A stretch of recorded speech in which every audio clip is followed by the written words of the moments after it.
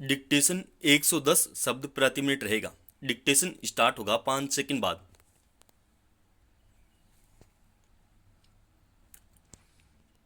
Start.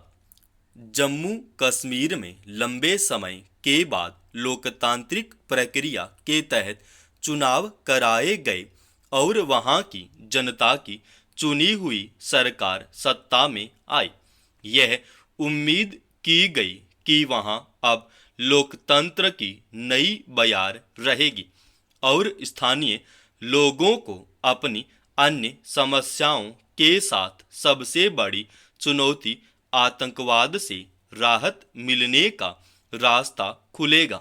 मगर जम्मू कश्मीर में सरकार के गठन के बाद आतंकवादी संगठनों ने जिस तरह सुनियोजित तरीके से लगातार हमले करना शुरू कर दिया है, उससे ऐसा लगता है कि इन हमलों के जरिए वे यह संदेश देना चाह रहे हैं कि वहां सरकार का स्वरूप चाहे जो हो, मगर आतंकवाद उसके सामने चुनौती खड़ी करेंगे। यूं प्रदेश में आतंकी हमले कभी कम कभी ज्यादा के स्वरूप में होते रहे हैं, लेकिन हाल में लगातार लक्ष्य बनाकर हत्या करने से लेकर सुरक्षा बलों पर हमले जैसी कई घटनाएं सामने आई। इससे साफ लगता है कि आतंकवादी समूह अब हताशा के गर्द में गहरे डूबकर बेलगाम हो रहे हैं। गौरतलब है कि गुरुवार को सेना के एक वाहन पर आतंकवादियों ने घात लगाकर हमला किया, जिसमें 2 जवान शहीद हो गए और उस टुकड़ी के साथ कुली का काम करने वाले 2 अन्य लोगों की भी जान चली गई। कई लोगों को बुरी तरह घायल अवस्था में अस्पतालों में दाखिल कराया गया। दूसरी ओर त्राल इलाके में एक प्रवासी मजदूर पर भी गोलीबारी की गई, जिसमें वह बुरी तरह घायल हो गया। इससे पहले हाल ही में 20 अक्टूबर को गांदरबल और 18 अक्टूबर को शोपियां में आतंकियों ने लक्षित हमले करके 7 लोगों की हत्या कर दी थी।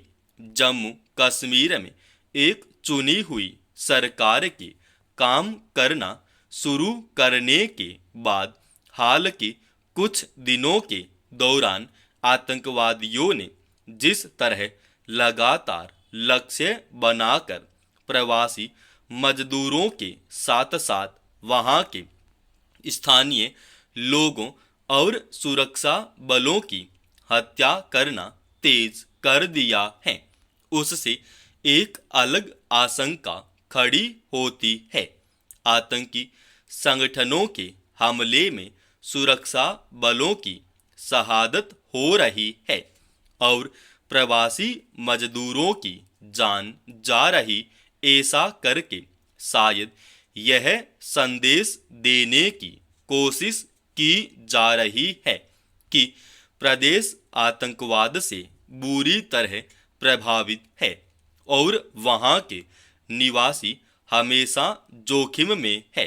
हैरानी की बात यह है कि ये उन्हीं अलगाववादी संगठनों से जुड़े लोग हैं जो वहां की आबादी के हित में लड़ाई लड़ने का दावा करते रहते हैं और स्थानीय लोगों को बरगलाने की कोशिश भी करते हैं।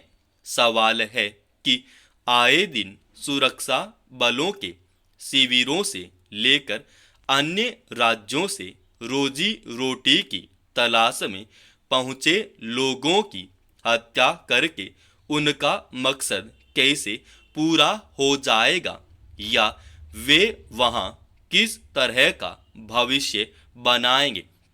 हालांकि यह साफ है कि कश्मीर के इलाके में जैसे जैसे उनकी जड़ कमजोर हो रही है।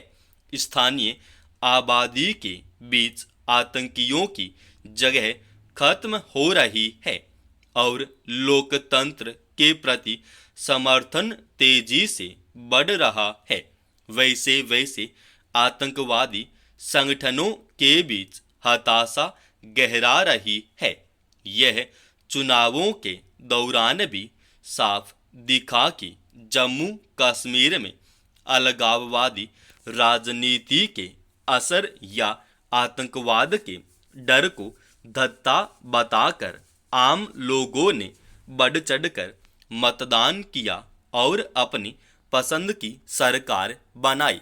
अब लोगों को यह भी उम्मीद है कि नई सरकार आतंक के माहौल से भी उन्हें छुटकारा दिलाएगी। ऐसे में जरूरी हो जाता है कि केंद्र और जम्मू कश्मीर की सरकार सुरक्षा बलों के साथ उचित तालमेल बनाकर प्रदेश में आतंकी तत्वों से निपटने के लिए एक व्यापक कार्य योजना और नई रणनीति पर काम करे।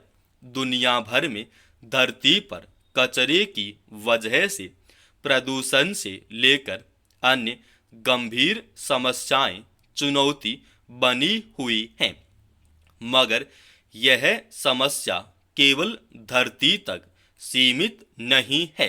मनुष्य की गतिविधियां अंतरिक्ष में भी कचरा फैला रही हैं। विडंबना यह है कि इसकी चिंता वे बड़े देश भी नहीं कर रहे जो इसके लिए जिम्मेदार हैं।